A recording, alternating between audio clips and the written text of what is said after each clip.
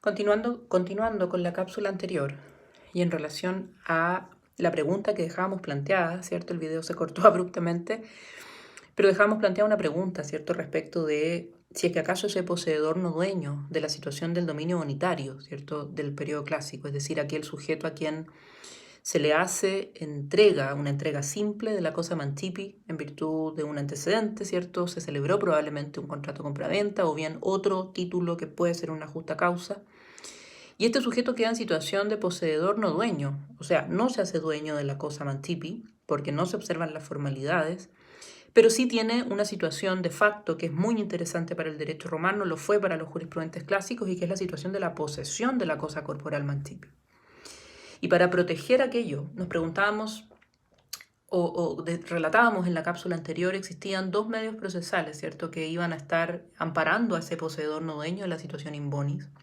Por un lado tenemos la excepción de cosa vendida y entregada, que lo que le permite es enfrentar la primera acción que va a tener el dueño todavía conforme al ius civile, y que básicamente va a ser una acción reivindicatoria. La excepción de cosa vendida y entregada permite jurídicamente, legítimamente, ante el pretor, oponerse a esa vindicatio, y por lo tanto esa excepción de cosa vendida y entregada va a tener una fuerza para oponerse a una acción del dominio como es la reivindicatoria. El fundamento de la excepción de dominio de la cosa vendida y entregada, el fundamento de esa excepción procesal, está dado por la equidad y está dado por la buena fe, que ustedes saben son los principios que inspiran el derecho romano clásico, particularmente por la influencia del ius gentium o del derecho de gentes.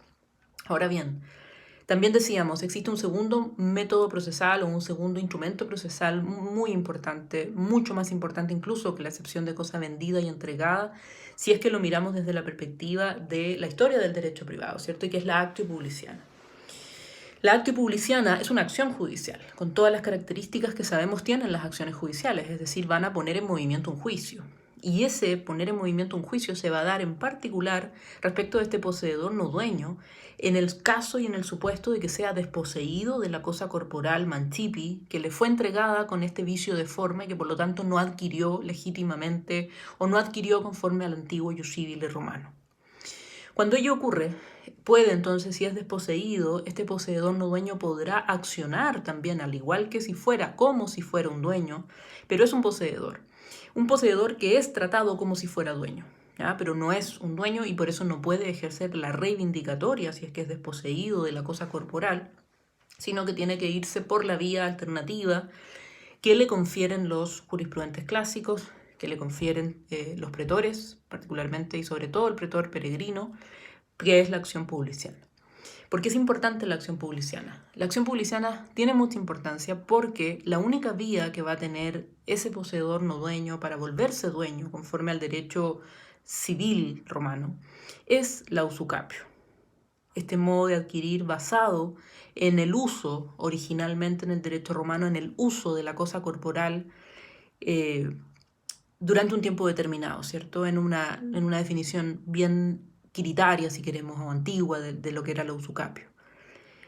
Va a necesitar cumplir un determinado tiempo durante el cual va a ser indispensable que se posea la cosa corporal, ¿cierto? Y por lo tanto, para no perder ese tiempo, la acción publiciana resulta fundamental en el caso de la situación in bonis o del dominio bonitario.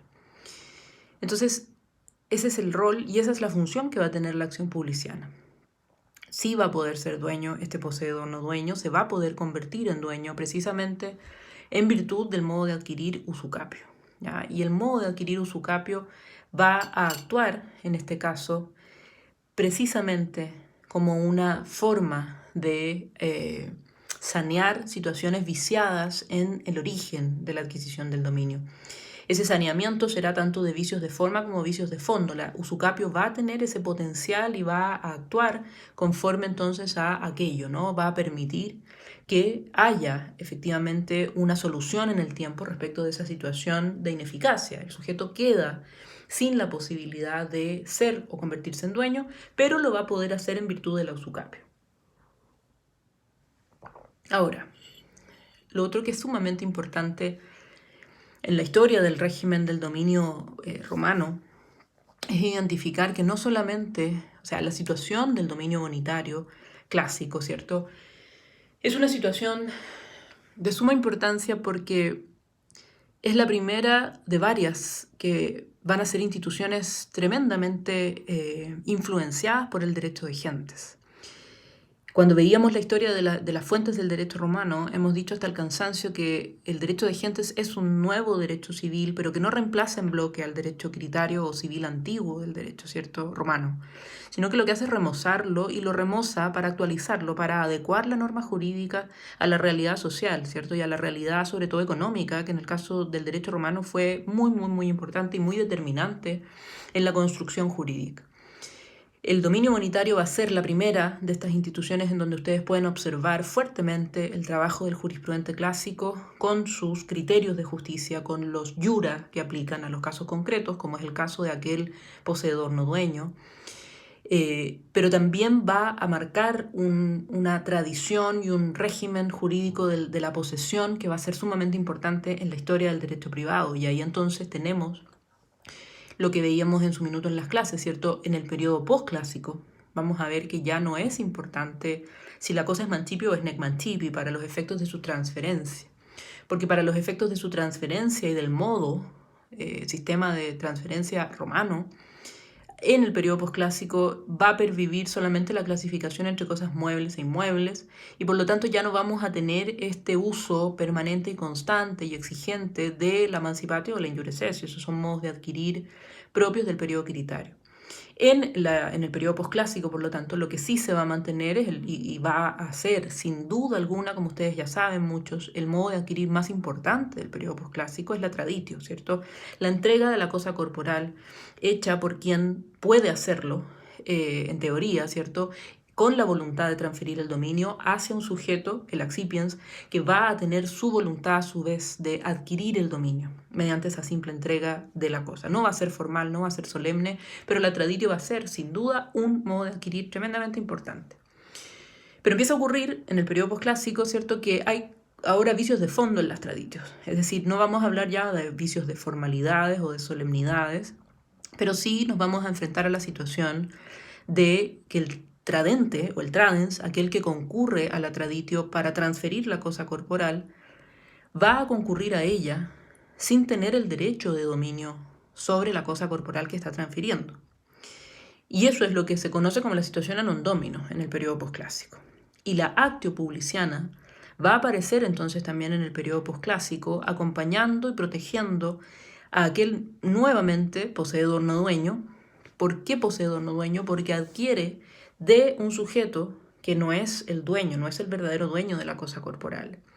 Y precisamente la actio publiciana lo que le va a permitir a este sujeto es simplemente, una vez que frente al supuesto de que sea desposeído de esa cosa corporal que estaba en vías de usucapir, va a poder entonces concurrir ante los organismos, ante la administración de justicia romana en el periodo posclásico, y va a poder entonces también solicitar, como si fuera un dueño, que se le restituya la posesión de la cosa que estaba legítimamente poseyendo. La actio publiciana entonces pervive en el periodo posclásico como una herramienta útil para la situación a non domino que va a tener vicios de fondo, no de forma, y donde vamos a ver el supuesto de que en una traditio un sujeto no va a tener derecho de dominio, no va a ser el verdadero dueño de la cosa corporal que está transfiriendo. Básicamente eso, podríamos decir, resume el periodo de la evolución jurídica del derecho de dominio. Tremendamente importante la situación del dominio monetario y tremendamente importante también es la situación del a non domino. Y con ello podríamos decir, sin duda, aparece muy fuertemente manifestado cómo el derecho de gentes y cómo otros, todos los principios que influyen en ese nuevo campo normativo, en ese nuevo cuerpo normativo romano, va a determinar y van a influir necesariamente en el régimen de todas las instituciones del derecho privado romano.